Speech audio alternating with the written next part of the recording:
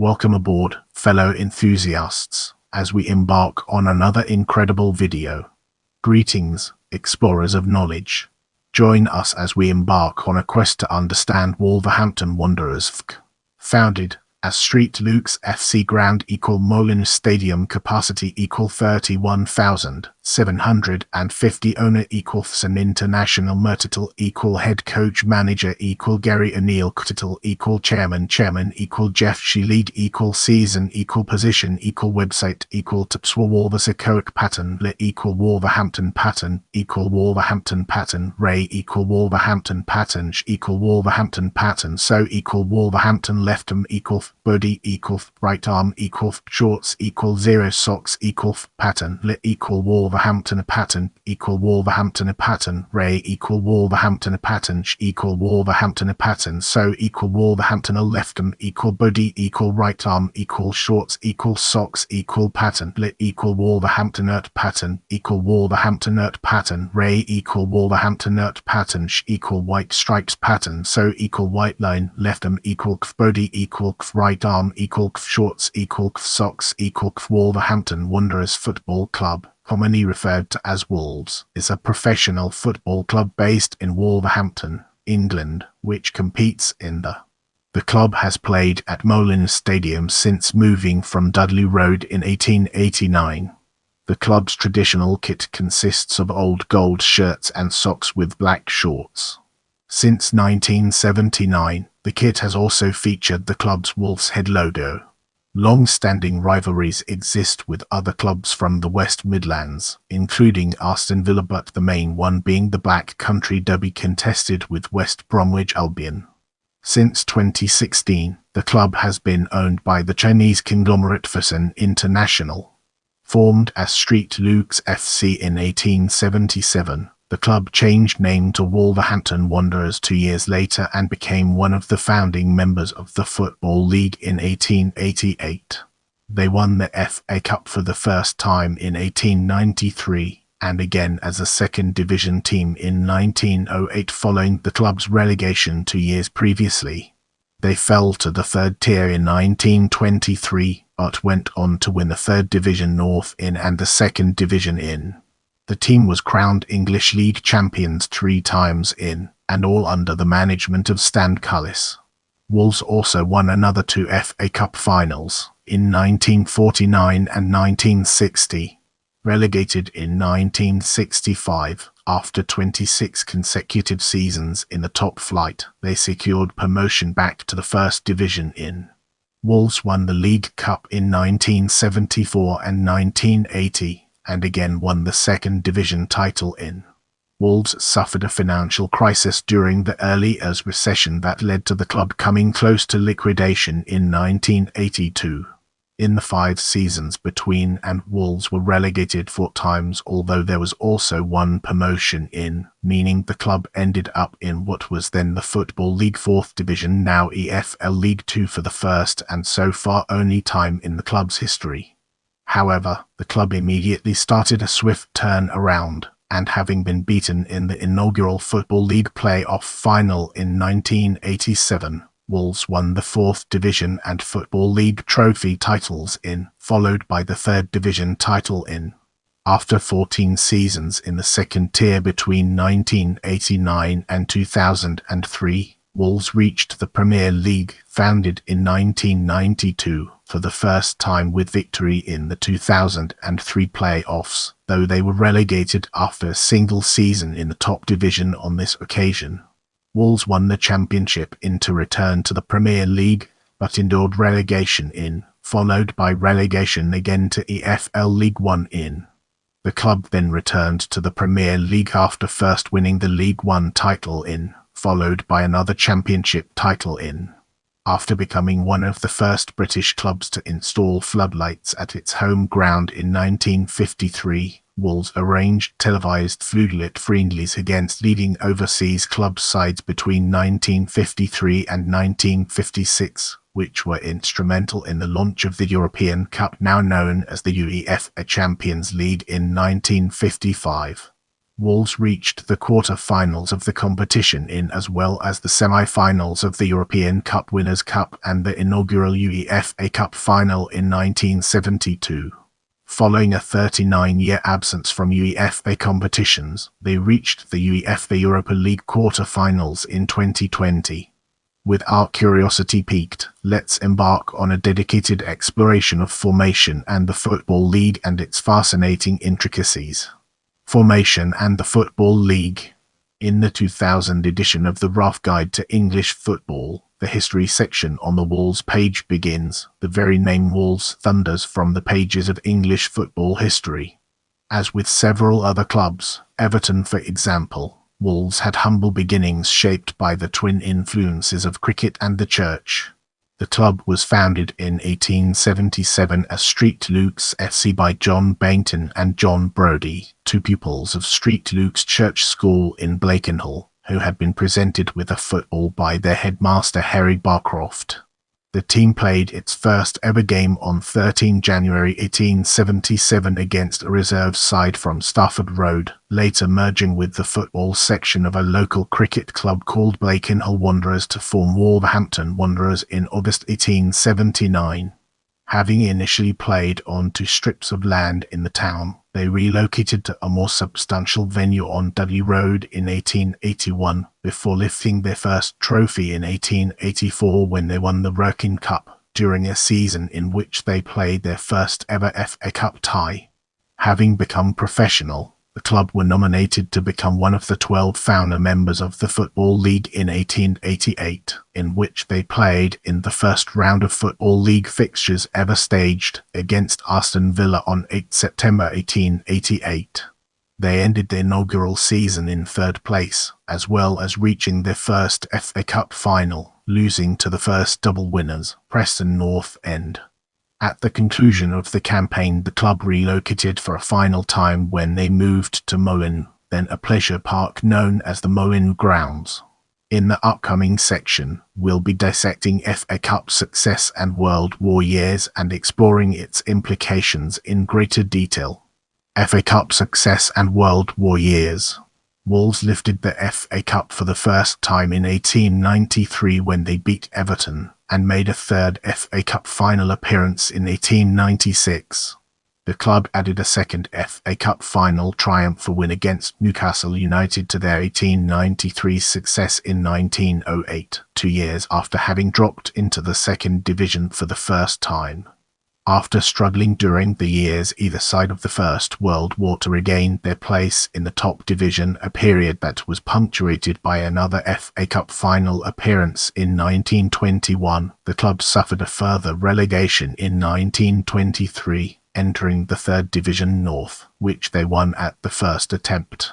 8 years after returning to the 2nd Division, Wolves regained their top-flight status as 2nd Division champions under Major Frank Buckley after 26 years away. With Buckley at the helm, the team became established as one of the leading club sides in England in the years leading up to the Second World War, as they finished runners-up in the league twice in succession and, as well as reaching the last pre-war FA Cup final, in which they suffered a shock defeat to Portsmouth. Wolves came within a whisker of winning the club's first English league title. A win in the side's last game away to Sunderland would have clinched things, but in the event Wolves lost and thus ended the campaign 1 point behind the eventual champions, Arsenal. One of the things Major Buckley and his Wolves side attracted a lot of attention for in the last 2 full seasons prior to the suspension of league football during the Second World War was Buckley's insistence that his players be injected with monkey gland extract to enhance their stamina and performance, a practice that the Football League disapproved of but did not prohibit. When league football resumed after the Second World War, Wolves suffered yet another final day failure in the First Division. Just as in 1938, victory in their last match would have won the title, but a loss to title rivals Liverpool meant that Liverpool were crowned champions instead. This game had been the last in a Wolves shirt for Stan Cullis, and a year later he became manager of the club.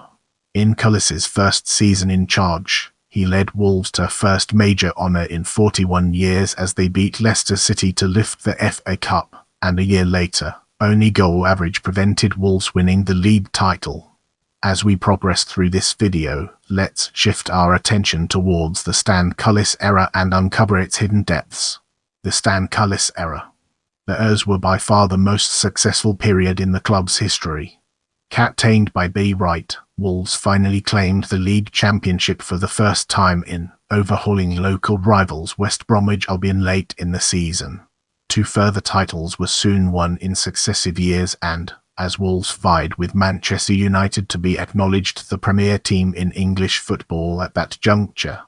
Wolves were renowned both for the club's domestic success and for the staging of high-profile floodlit friendlies against other top club sides from around the world. Wolves had become one of the first club sides in Britain to invest in floodlighting in 1953 at a cost of £10,000 sterling, £281,308 sterling 64 pence at 2019 prices. Perhaps the most famed of these friendlies saw Wolves defeat a home side including many members of the Hungarian national team that have recently humbled England twice, leading the national media to proclaim Wolves champions of the world. This became the final spur for Gabriel Hannett, the editor of Wolves Wipe, to propose the creation of the European Cup, later rebranded as the UEFA Champions League. Wolves were one of the first British clubs to participate. In the season, Wolves defeated Real Madrid in Wolverhampton and in Madrid in home and away friendlies. As we venture forward, let's take a closer look at Cup success in the Zans and its impact on our understanding. Cup success in the Zans. The Ers began with a 4th FA Cup victory and Wolves almost achieved the first League and FA Cup double of the 20th century in English football. They were pipped to the league title by a point on the final day of the season by Burnley. Despite that bright start to the decade, the Ers saw Wolves begin to decline. After finishing as league runners-up in an accreditable third-place league finish in Tottenham Hotspur's double-winning season, the team faded and Cullis himself was dismissed after 16 years in post in September 1964 after a disastrous start to the season. Cullis's dismissal did not prevent the season ending with relegation, the first time Wolves had known relegation since, and the club's first spell outside the top division since 1932. Exile from the top flight lasted only 2 seasons, however, as Wolves were promoted in 1967 as second division runners-up. During the close season in 1967, Wolves played a mini-season in North America as part of the fledgling United Soccer Association League, which imported clubs from Europe and South America. Playing as the Los Angeles Wolves, they won the Western Division and ultimately the championship by defeating the Eastern Division champions Washington Whips, import of Aberdeen, in a final decider. The club's return to the English top flight in 1967 heralded another period of relative success under Bill McGarry, with a 4th-place league finish in 1971 qualifying Wolves for the newly created UEFA Cup.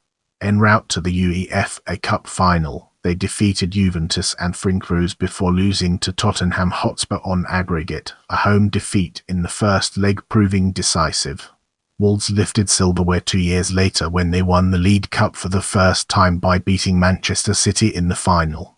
Despite relegation again in 1976, Wolves bounced back at the first attempt as second division champions under manager Sammy Chung, and then under manager John Bonwell. The turn of the decade saw them finish in the top 6 in the league and win the 1980 League Cup, when then record signing Andy Gray scored the only goal of the final to defeat the reigning European champions and League Cup holders Nottingham Forest.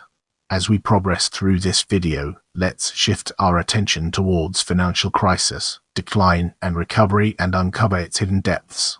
Financial crisis, decline and recovery.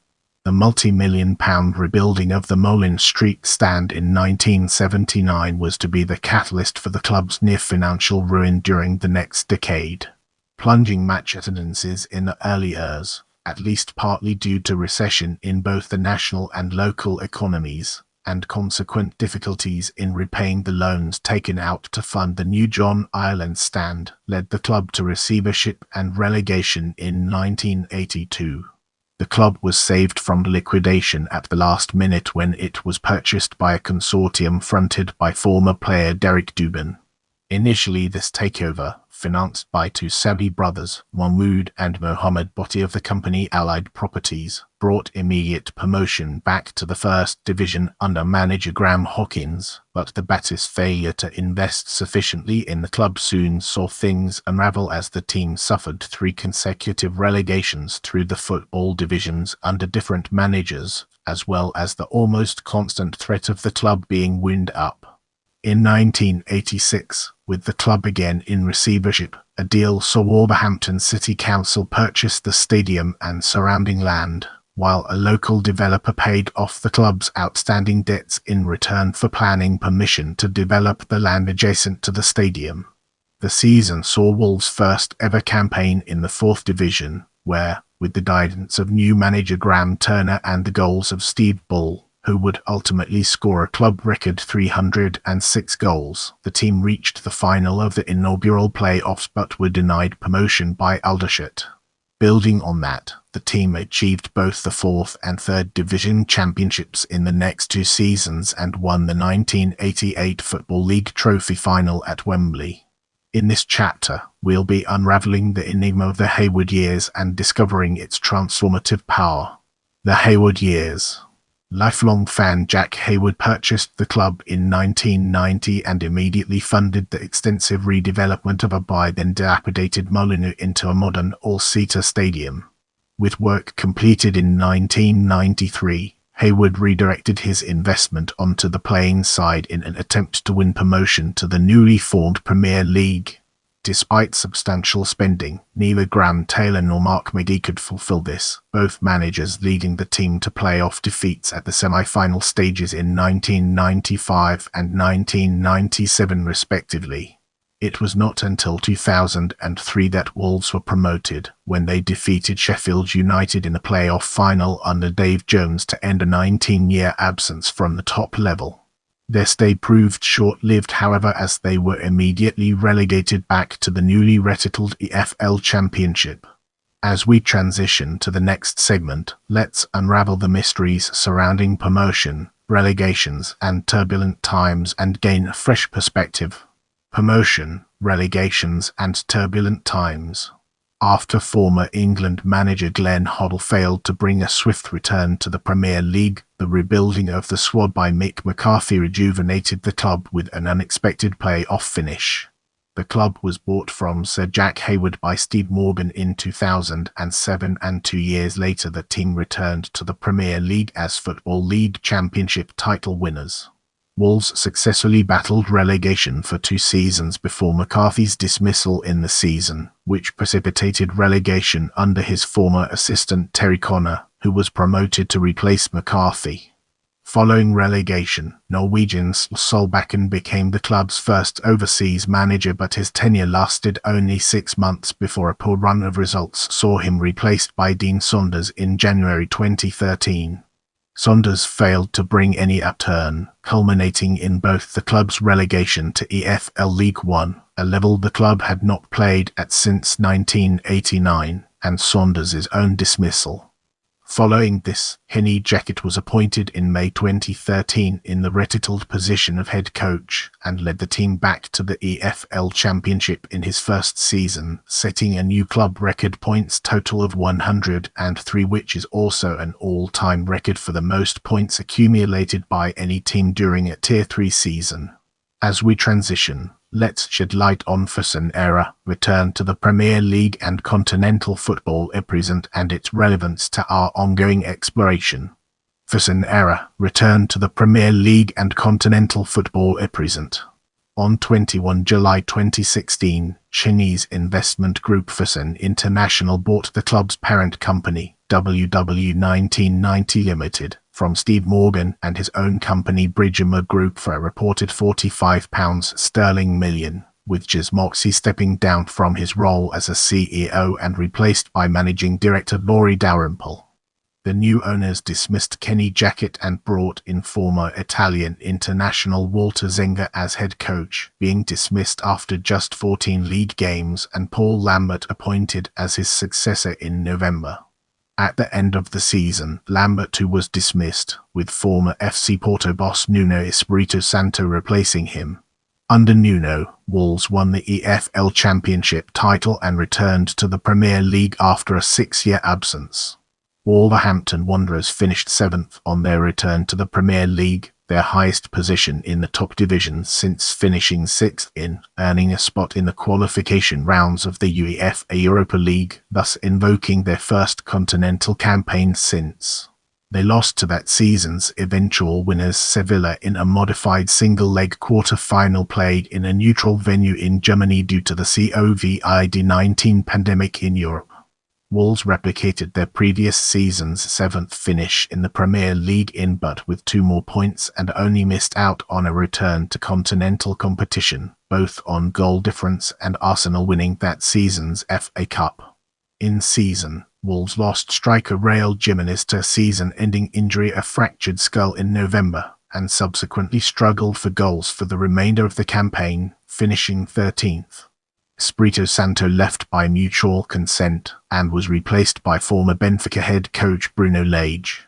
The club finished 10th. Wolves dismissed Lage on to October 2022 after 8 games of the season with only 1 win and just 3 goals scored. Former Real Madrid, Spain and Sevilla manager Julen Lopetegui replaced him. Despite being in 20th place in the league before his first Premier League game, Lopetegui guided Wolves to a 13th place finish. He left prior to the season due to a dispute over the transfer budget, and was replaced by Gary O'Neill. As we embark on the next leg of our journey, let's unpack the layers of colours and badge and examine its core elements. The club's traditional colours of gold and black allude to the city council's motto "Out of darkness cometh light", with the 2 colours representing light and darkness respectively. Although the team's original colours upon formation were red and white, adopted from the school colours of Street Lugs, for much of their history their home colours have been their distinctive old gold shirts with black shorts. In the early decades of the club, a variety of shirt designs using these colours were created, including stripes and diagonal halves, until the continual usage of a plain shirt design since the Ers. Before the Ers, a darker shade of gold was used, known as old gold, which is still often cited in the media as the club's colour. Like most English teams, their earliest shirts usually only featured a badge on special occasions such as cup finals. The first such badge to be worn on Wolves shirts was the coat of arms of Wolverhampton City Council. In the late Ers, Wolves introduced their own club badge that appeared on their shirts, consisting of a single leaping wolf, which later became 3 leaping wolves in the mid-Ers. Since 1979, the badge has consisted of a single wolf head design. The current badge was last redesigned in 2002. In May 2019, the club won a legal challenge by Peter Davies, a 71-year-old retired building industry manager, who claimed he drew the wolf head motif as a schoolboy in the Ers and entered it in an art competition. Mr. Davies said he came up with the angular design after a teacher asked him to demonstrate an understanding of Blaise Pascal's hexagrammar mysticum theorem, and entered it in an art competition advertised in the Express and Star newspaper. Mr. Davies had made a copyright claim and wanted compensation. Mr. Davies lost his copyright infringement claim and now faces legal fees and costs estimated to be about £450,000 sterling. Wolves' traditional away colours have been all white, but recent decades have seen a variety of colours used, including black, blue, teal, purple and maroon. With the groundwork laid, let's now examine former grounds and its connections to our previous discussions. When first founded, the club used a field on Goldthorn Hill in the Blakenhall area as its home, which could accommodate some 2,000 spectators. In 1879 they relocated to John Harper's Field on Lower Villiers Street, where they remained for 2 years before a short move to Dudley Road, with the new ground situated opposite the Fighting Cocks Inn. It was here that they played their first FA Cup tie in 1883 and their first Football League fixture in September 1888. Although the site could only hold 2,500 spectators at first, it was eventually developed to be capable of 10,000. With our curiosity piqued, let's embark on a dedicated exploration of Molineux and its fascinating intricacies. In the summer of 1889, the club moved to its permanent home ever since, Molineux, in the Whitwell Greens area of the city. The stadium name originates from the Molineux house built in the area by Benjamin Molineux, a local merchant, in the 18th century, and whose grounds were later developed to include numerous public leisure facilities. When the Northampton Brewery Company purchased these grounds in 1889, they rented their use to the city's football club, who were seeking to find a home more befitting a Football League member. After renovating the site, the first ever official game was staged on 7 September 1889 before a crowd of 4,000. The ground was capable of hosting 20,000 spectators, although English football crowds rarely reached that number in the 19th century. Wolves bought the freehold in 1923 and soon began a series of ground improvements under the auspices of Archibald Leach, beginning with the construction of a major grandstand on the Waterloo Road side. In 1932, the club also built a new stand on the Molineux Street side and followed this by adding a roof to the south bank 2 years later. This south bank was historically the second largest of all cop ends in the country and regularly held crowds in excess of 30,000. The stadium finally now had 4 complete stands that would form its basis for the next half-century. In the days before seating regulations, the ground could hold more than 60,000 spectators, with the record attendance being 61,315 for a First Division match against Liverpool on 11 February 1939. The Ers and Ers saw average attendances for seasons regularly exceed 40,000, coinciding with the club's peak on the field. During this time, Molineux became one of the first British grounds to install floodlights, enabling it to host a series of midweek friendlies against teams from around the globe. In the days prior to the formation of the European Cup and international club competitions, these games were highly prestigious and gained huge crowds and interest, with the BBC often televising such events. When the Molineux Street stand failed to meet new safety legislation, the club began building a new replacement stand behind the existing one on land where housing had been demolished.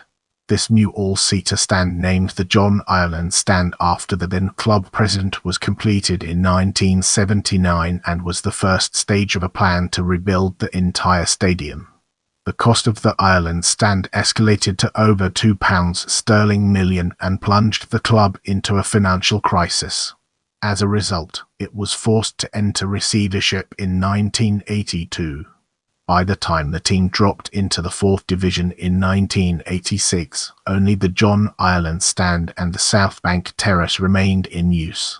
New safety laws were implemented following the Bradford City Stadium fire, and these forced the closure of both the now dilapidated North Bank and Waterloo Road stand. The club did not have the funds necessary to rebuild them. Following the takeover of the club by Sir Jack Hayward in 1990, £8 50 million of funding was made available to redevelop Molineux comprehensively. Between August 1991 and December 1993, 3 sides of the stadium were completely rebuilt to form a 28,525 capacity all-seater stadium that complied with the Taylor Report. The Waterloo Road stand was replaced by the Billy Wright stand, the North Bank Terrace by the Stan Cullis stand, and the South Bank Terrace by the Sir Jack Hayward stand, named the Jack Harris stand until 2015. Aside from the addition of a temporary seating area in the southwest corner used during Wolves' seasons in the Premier League, this redevelopment formed the stadium for almost 20 years. In 2010, plans were unveiled for an extensive redevelopment program to enlarge the capacity and develop the facilities. The first stage of this saw a new 2-tier Stan Cullis stand become fully operational for the season, raising the current official capacity to 31,700. The proposed second stage concerned the rebuilding of the oldest stand at the stadium, built in 1979 as the John Ireland Stand and renamed the Steve Bull Stand in 2003 to increase capacity to around 36,000, but this and any further work was shelved when it became likely that the club would be relegated from the Premier League in 2012. Ground redevelopment were once again placed on the agenda following the club's acquisition by Ferguson in 2016. In contrast to previously mooted plans, it was publicly revealed in February 2019 that future plans consisting of the demolition and full rebuild of the Steve Bull Stand, followed by the redevelopment of the Sir Jack Hayward Stand, to raise the stadium capacity to 46,000, were under active consideration. However, in 2020 the club announced more modest plans for making gradual improvements to the stadium as the club seeks to retain its unique character and enable prioritization of investment in the playing side of the club. Moving on to the next segment, we have development squad and academy. Wolverhampton Wanderers Unders are competing in Division 2 of the Premier League 2 during the current season, following relegation from the highest level after the previous season was curtailed and decided on a point-per-game basis. The team qualifies as an entrant in Premier League 2 by virtue of Wolves' academy holding Category 1 status. Although the league is designed for players aged 23 and below, 3 overage players may also feature. Home games are primarily staged at Kidderminster Harriers Aberhome. The following academy players have featured in a Match-A squad for the season. As we enter this new chapter, let's navigate the complexities of Wolves women and unravel its multifaceted nature. Originally founded in 1975, Wolves Women became the club's official women's team in 2008. They currently play at the third level of English women's football in the FA Women's National League North. Their home games are played at the new Bucks Head ground in Telford. In this section, we'll be deep diving into club officials, unraveling its complexities and uncovering valuable insights. Football staff: head coach Gary O'Neill, assistant head coach Tim Jenkins, first team coach Ian Birchnell, first team coach Sean Derry, head of goalkeeping Neil Cutler, under 23 head coach James Collins, under 18 head coach James McPike.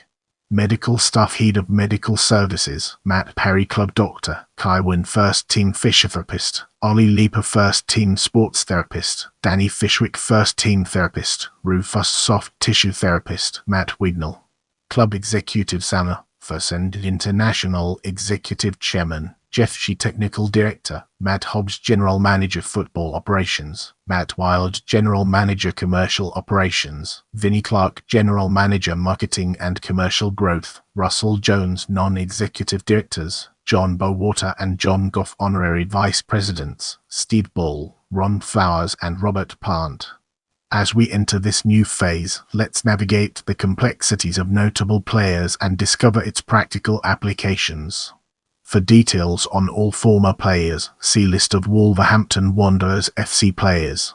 The club has been represented by numerous high-profile players over the years, most notably Billy Wright, who captained England a record 90 times and was the first player to win a century of international caps, as well as earning the Footballer of the Year award in 1952, an accolade also won by Wolves halfback Bill Slater in 1960. In total, 36 players have won full England caps during their time with Wolves, including the club's former captain Conor Cody as well as the club's record goalscorer Steve Bull, who was the last of the club's England internationals to play in a major tournament. Andy Gray, Emlyn Hughes, Paul Ince and Dennis Irwin are all previous league championship medal winners who have also represented Wolves. Joan Lescott went on to play for England 26 times, scoring once. Robbie Keane went on to become Ireland's all-time leading goalscorer with 68 goals in 146 appearances. The Wolverhampton Wanderers Hall of Fame has inducted the following former players: Mike Bailey, Peter Broadbent, Steve Stan Cullis, Derek Darren, Malcolm Finlayson, Ron Flower, Shoni Hancock, Billy Harris, Somkini Hibbert, Jones, Sean McCall, Jimmy Mullen, Andy Much, Eric Parkin, John Richards, Bill Slater, Swinburne, Andy Thompson, Dave Wagstaff, Williams, Billy Wright. In the following section, we'll be immersing ourselves in the captivating world of managerial history. Wolves have had 32 different permanently appointed managers during the club's existence. The first manager, George Worrell, was identified by the title of club secretary, a post that continued until the appointment of a full-time manager in the modern sense was made in 1922. The club's most successful manager is Stan Cullis, whose 16-year tenure brought all three of Wolves' league championships as well as 2 FA Cup triumphs. 2 other managers have been inducted into the Club Hall of Fame, Major Frank Buckley and Graham Turner. Turner oversaw 2 successive divisional championship wins in the late years, winning the 4th division title in 1987-88 and the 3rd division title the following season. Bill McGarry and John Barnwell both won the League Cup for Wolves in the years and years. In the 21st century, Dave Jones, Mick McCarthy and Nuno Espirito Santo have led the club into the Premier League. Kenny Jackett took Wolves to a record EFL League One Tier 3 points haul of 103 as they won this division in. Sol Solbakken became Wolves' first foreign manager under Steve Morgan's ownership, followed later by Walter Zenga, 2 Portuguese managers Nuno Espirito Santo and Bruno Lage, and Julian Lopetegui, who is Spanish, under current owners Ferguson. Wolves have also been managed by 2 former England national team managers in Graham Taylor and Glenn Holl. Let's now turn our gaze towards support and explore the fascinating connections it has to offer. As well as having numerous supporters clubs across the United Kingdom, Wolverhampton Wanderers also have an international support base, with supporters clubs in Australia, United States, Sweden, Spain, Germany, Republic of Ireland, Malta, Iceland and Norway amongst others. They have a particularly sizable Scandinavian fan base due to the area's television coverage of Midlands football in the years when the club were a regular top-flight team. The first ever English match shown live in both Sweden and Norway involved Wolverhampton Wanderers Sunderland in the Football League First Division on Saturday, 29 November 1969. Moving forward, we'll be taking a closer look at rivalries. Wolves' longest established and strongest rivalry is with West Bromwich Albion, against whom the club contest the Black Country Derby. The 2 clubs, separated by 11 miles, have faced each other 162 times, their first competitive clash being an FA Cup tie in 1886. A national survey by the Football Pools found the rivalry to be the strongest in English football. Both clubs are founder members of the Football League and the 2 once contested the league title with Wolves finishing as champions. Wolves also share rivalries with the 2 Birmingham clubs, Aston Villa and Birmingham City, against whom there have been numerous matches dating back to the 19th century. Wolves' closest geographic rival is actually Walsall, but, as they have rarely competed at the same level, it is of less significance. As Wolverhampton historically sat within the boundaries of Staffordshire, a Staffordshire derby between Wolves and Stoke City is also recognised. The Premier League season was the first and only time ever that Wolves were the sole representatives of the West Midlands in the top flight of English football. The Premier League season saw Wolves play against both Aston Villa and West Bromwich Albion. Since Albion's relegation at the end of that season, Aston Villa has been Wolves' only West Midlands rival in the Premier League. Turning our focus to fan culture, let's explore its key elements. During the club's peak in the years, the home crowd's signature song was The Happy Wanderer, which was a chart hit in the UK in 1954 when Wolves first won the league title. In more recent times, Hi Ho Silver Lining, a 1967 rock song by Jeff Beck with its chorus modified to Hi Ho Wolverhampton, has become a staple feature of home games. The Liquidator instrumental by the Harry J. Ulsters was also popularly used in the stadium until a request from the West Midlands Police to cease due to concerns that the obscene lyrics used by some fans during the chorus could incite trouble. The club attracted a number of hooligans in the years. During the late years and early years, a hooligan firm named the Subway Army would often ambush fans in the subway adjacent to the ground. The group was gradually broken up and virtually ceased to exist due to a large number of arrests, many as part of the police's nationwide Operation GROWTH, or Get Rid of Wolverhampton's Troublesome Hooligans, in the late years. The club invites interaction with its supporters and has a fans' parliament, at which independently selected candidates meet with club officials, discuss issues relating to the club. An independent fanzine named A Load of Bull ALOB, in part a reference to leading goal scorer Steve Bull, published supporters' views between 1989 and 2012. As we venture forward, let's examine ownership and finances in detail and gain a deeper appreciation for its significance.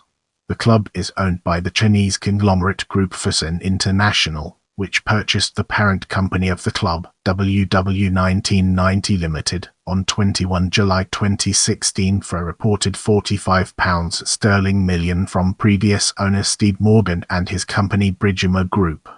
In the last published accounts of Wolves Group parent company covering the Premier League season, a pre-tax profit of just under £20 million was recorded, with turnover for the year equaling £92 10 million was spent on staff wages and costs. Like most football clubs, significant commercial income is generated from shirt sponsorship deals. Past shirt sponsorship deals were as follows: Tatung, Benjamin Perry 1986, Store Distribution, Manders Paint and Ink, Goodyear, Doritos, Chaucer Consulting, Sportingbet, Waterhouse, Silverbig, The Money Shop, Wool, Mandix 2019-2022 and AstroPay 2022. Fosun bought Wolves from Steve Morgan, who had taken ownership in August 2007 for a nominal sum of £10, with the proviso that £30 million was injected into the club, ending an almost 4-year search for a new buyer. Morgan oversaw 9 full seasons, but placed the club on the market for new owners in September 2015.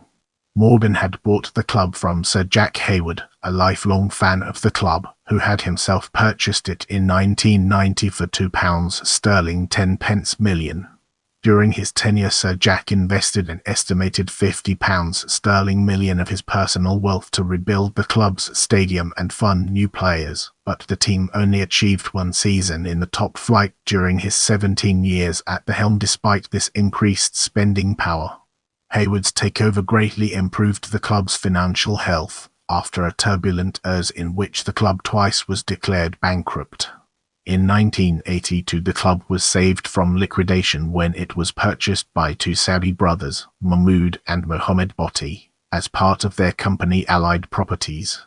However, their failure to sufficiently invest in the club saw it face several winding up orders as well as successive relegations through the football divisions. In 1986 the official receiver was again called in and a deal eventually brokered for Wolverhampton City Council to purchase the club's stadium for £1 12 million, along with the surrounding land, while a local developer, Gallagher Estates, in conjunction with the Asda supermarket chain, agreed to pay off the club's outstanding debts in return for the building of an Asda superstore on land adjacent to the stadium. In this section, we'll be shedding light on honours and records and its impact on our understanding of the subject. In the all-time table since the league's inception in 1888, Wolves sit 4th in terms of points gathered in all divisions as of the conclusion of the season, with only Manchester United, Liverpool and Arsenal having accumulated more points in total. Wolves were the first side to win all 4 divisions of the English professional game and have won every competition currently contested in English domestic football. Liga First Division Level 1. Champions. Runners-up. A Second Division Championship Level 2. Champions. Runners-up. Play-off winners. A Third Division North, Third Division League 1 Level 3. Champions. North. A 4th Division Level 4. Champions. Kuffer Cup. Winners. Runners-up. A Football League Cup. Winners. A For Charity Shield. Winners: 1949, 1954, 1959, 1960 Shard Associate Members Cup. Winners: 1987 Football League War Cup. Winners: UEFA Cup. Runners-up: Texaco Cup. Winners: USA Cup. Winners: 1967. In the following section, we'll be immersing ourselves in the captivating world of individual records. Derek Parkin holds the record for the most first-team appearances, with 609, 501 of which were league appearances. Highest goal scorer was Steve Bull with 306, including 250 league goals, including a record 52 in one season. Billy Wright was Wolves' most capped international, winning 105 England caps while with the club. Signed in August 2022 for £38 million, Matheus Nunes became Wolves' most expensive signing and became Wolves' record transfer when sold for £53 million to Manchester City in September 2023. In this section, we'll be exploring team records. Record win versus Crosswell's Brewery, FA Cup second round, 13 November 1886. Record defeat versus Newton Heath, Division 1, 15 October 1892. Most league goals scored in a season, 115. Division 2, highest home attendance, 61,315 versus Liverpool, FA Cup fourth round, 11 February 1939. In the following section, we'll be immersing ourselves in the captivating world of league history. Wolverhampton Wanderers was a founder member of the Football League in 1888. The season is Wolves' 125th in the Football League system. Wolves have spent 118 of their 124 completed seasons to date within the top two tiers of English football. Wolves played in the third tier on 4 occasions, each occasion lasting just one season. 3 of these seasons ended with promotion back to the second tier as champions, and 1 ended in relegation to the 4th tier. The club has played 2 seasons in England's 4th tier in the Ers. I love hearing from you, so leave your thoughts and suggestions in the comments.